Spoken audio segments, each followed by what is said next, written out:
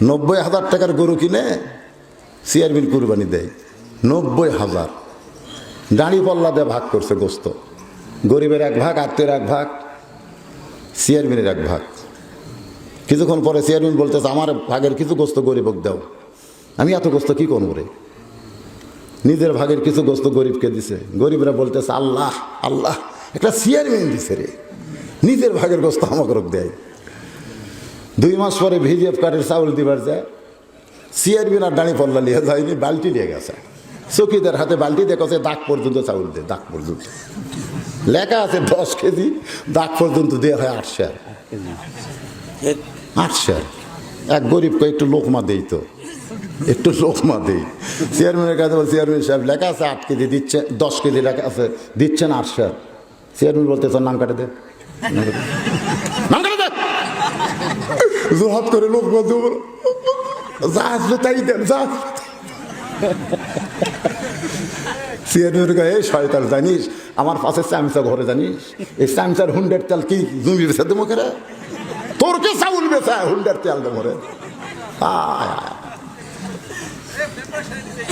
যতদিন লোকমা থাকবে না ততদিন ভালো নেতা পাওয়া যাবে না। তোর এখন কথা ঠিক কিনা? এই জন্য আজকে থেকে বুঝে নেবেন, লোকমা দেওয়া হলো ওয়াজিব। আল্লাহ বললেন রে ফেরেশতা, জিবরাইল ভুল করলে তোমরা ভুল করবা কেন? উসজুদু লিআদম, অর্থ হলো আদমকে সেজদা করো। একটা সেজদা দিলেই চলতো, তোমরা 2টা দিলে কেন? ফেরেশতারা বলতেছে আল্লাহ ইমামকে ধরেন। কাক ধরেন? আল্লাহ এবার ইমামকে ধরছে। জিবরাইল এক সেজদা দিলেই চলতো, 2 সেজদা দিলে কেন? জিবরাইল বলে আল্লাহ আমি যে 2 সেজদা কেন দিলাম এটা কেউ না জানলেও আপনি জানেন। সুবহানাল্লাহ। এর উপর কোনো কথা আছে? জোরে কোন কথা আছে? আমি 2 সেজদা কেন আদমকে দিলাম এটা কেউ না জানলেও কে জানে? তাহলে বোঝা গেল আল্লাহ জানে, জানার পরেও শুনবে। কি কথা? মা সন্তানকে সকালবেলা সাজাই দিয়েছে, বাবার সাথে নানার বাড়িতে গেছে। বিকালবেলা সন্তান ফেরত আসলে মা জিজ্ঞাসা করে বাবু তুমি কোথায় গেছিলে? বাবু তুমি কোথায় গেছিলে? আপনারা কোন তো মা জানে কি জানে না? জানার পরেও কেন শুনতে চাই? মা তার বাপ্পাকে এত ভালোবাসে, ওই কচি মুখে নানার কথা নানির কথা শুনলে মার কলিজা ভরে যায়। আল্লাহ আদমকে এত ভালোবাসে কেন 2 সেজদা জিবরাইল দিয়েছে এটা জানার পরেও জানতে চায়। জিবরাইল বলতেছে আল্লাহ যখনই আপনি বলেছেন উসজুদু লিআদম, তখন আমার মন বলেছে আল্লাহ ছাড়া আদমকে সেজদা কেন দিব? আমার মন বলছে, কিন্তু আমি মুখ খুলবার পারিনি। আমি মুখ খুলবার পারিনি কারণ আপনার প্রতি আমার এত অগাধ ভালোবাসা যে একমাত্র আপনি ছাড়া অন্য কাউকে সেজদা দিব না। ইবলিস মুখ খুলিছে কিন্তু আমি পারিনি। আপনার হুকুম পালন করার জন্য সেজদা গেছি। প্রথম সেজদা দিয়েছে আপনার হুকুমকে সম্মান করে, আদমকে সম্মান করে সেজদা দেই নাই, দিয়েছি আপনার হুকুমকে সম্মান করে। কিন্তু সেজদার ভিতর গিয়ে দেখতে পাই আদমের জায়গায় আদম নাই, ওই জায়গায় আপনি আল্লাহ রে শুধু দেখা যায়। আদর করে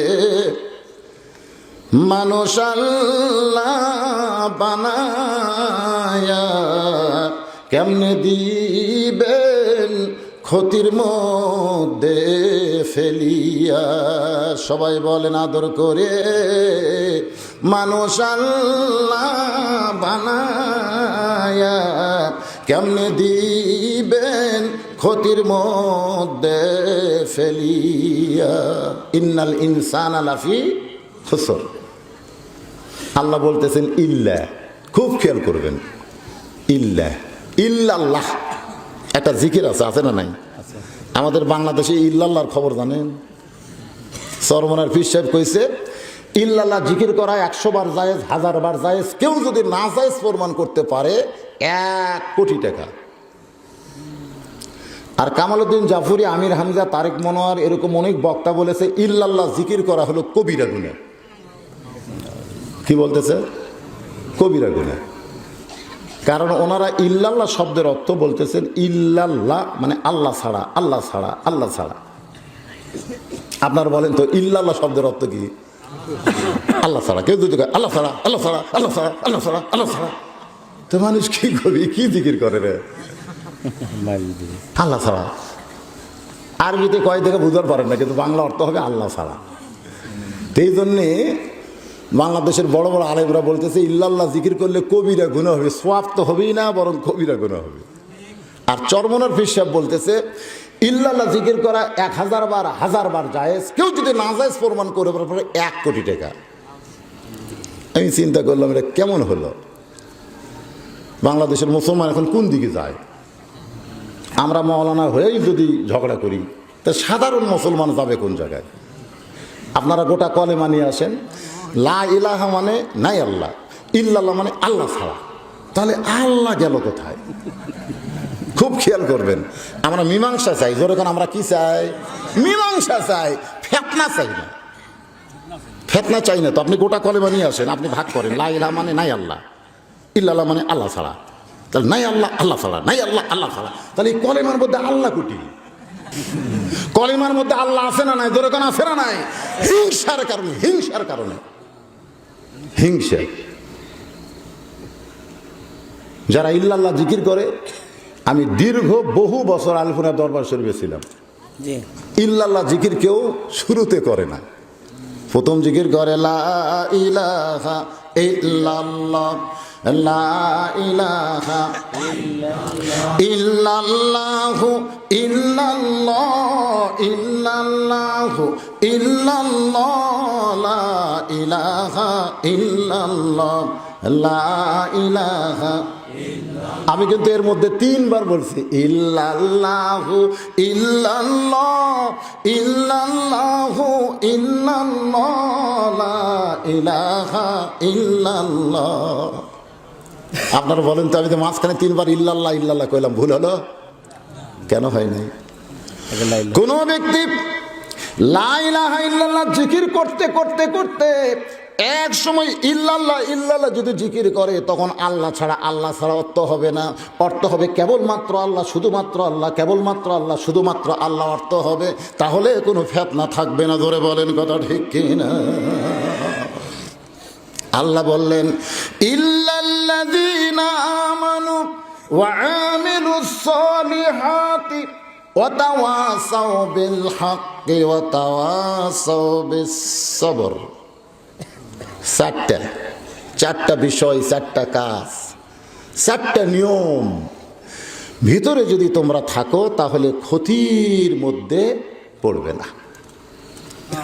এখন আমরা 4টা, 1 নম্বর হলো ঈমান। যেরকম 1 নম্বর কি? কারণ ঈমান যদি ভালো না হয়, আমল যতই ভালো হোক, ঘরের মধ্যে নামাজ পড়তেছে, করোনা ভাইরাসে মসজিদে যাচ্ছে না, আপনার বলেন তো ওই যতই নামাজ পড়ুক, ওর ঈমানের খবর কি? আসরের নামাজ পড়ে জমি দেখবার গেছে, যে জমির ধান লাগাছে, দেখবার যায় দেখে ওপর জমিতে আধাত পানি, অর্ডাতে 1 ফোঁটাও নেই। এই মাত্র নামাজ পড়ে দেখবার গেছে, যা দেখো অর্ডাত পানি টলমল করতেছে, অর্ডাত নেই। ওই চারিদিকে তাকাত, কেউ নেই। আস্তে করে বসে পেটে হাত ধুয়ে আবার তার দিকে তাকায়, বলতেছে কেউ দেখেনি, কেউ দেখেনি।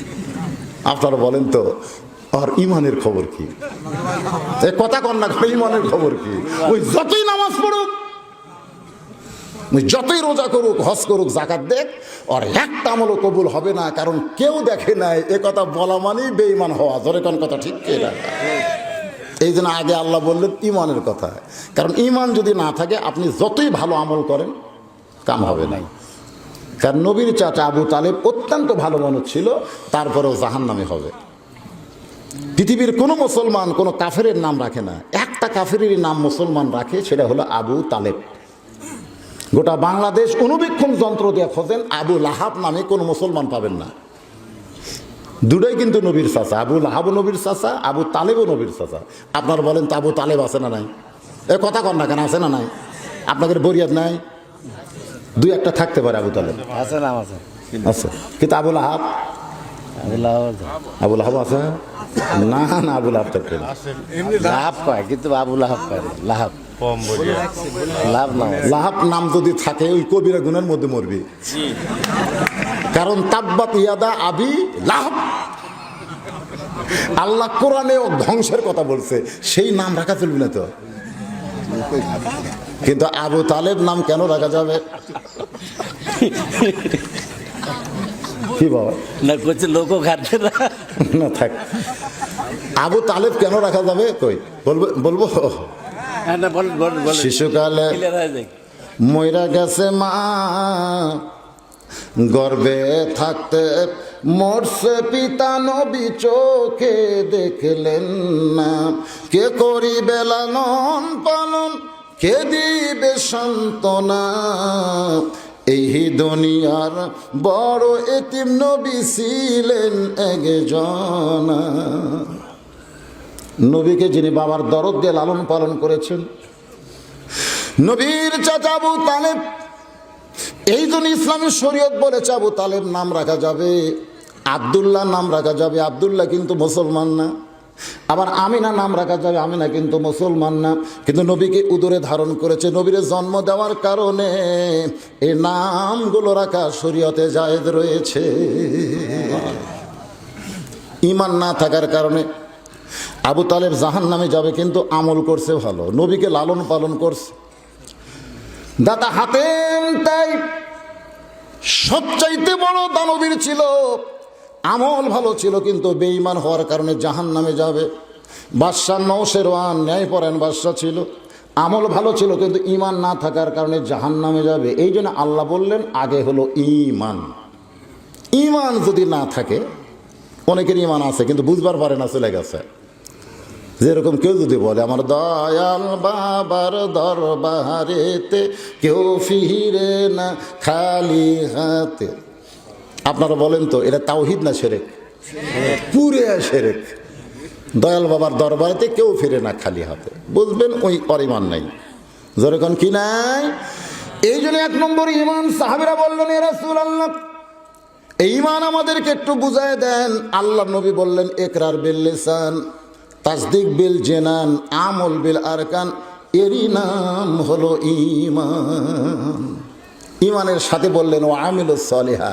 এখন আপনারা বলেন রজব চান, ঈমান রক্ষা করার 1 নম্বর আমল কি? যে আমল না করলে ঈমান থাকে না। আপনারা জানেন না যে আমল না করলে ঈমান থাকে না, সে আমলের নাম কি? বুঝতে পারতেছে না। কেউ যদি রোজা না করে তাকে বেঈমান বলা যাবে না, কেউ যদি হজ না করে তাকে বেঈমান বলা যাবে না, কেউ যদি যাকাত না দেয় তাকে বেঈমান বলা যাবে না। কিন্তু কেউ যদি নামাজ না পড়ে সঙ্গে সঙ্গে বেঈমান, এখানে কোনো আপদ চলবে না। রাসূল বলেছে লা সালাতা লা ঈমানা, যার নামাজ নাই তার ঈমান নাই। লা সালাতা লা দীনা, যার নামাজ নাই তার কোনো ধর্মও নেই। বাইনাল আবদি ওয়াল কুফরি তরকুস সালাত, বান্দা কাফেরের পৃথক করা জিনিসটার নামই হলো নামাজ। এখন আপনারা কারা কারা মাগরিব এসব পড়েননি? ফজরের আগে যদি আপনারা মরে যান, মনে করেন মরে গেলেন, করোনা ভাইরাসে না এমনি মরে গেলেন। প্রতিদিন বাংলাদেশে 50 থেকে 60টা লোক অ্যাক্সিডেন্টে মরে। আজ পর্যন্ত অ্যাক্সিডেন্টকে কেউ ভাইরাস করো না।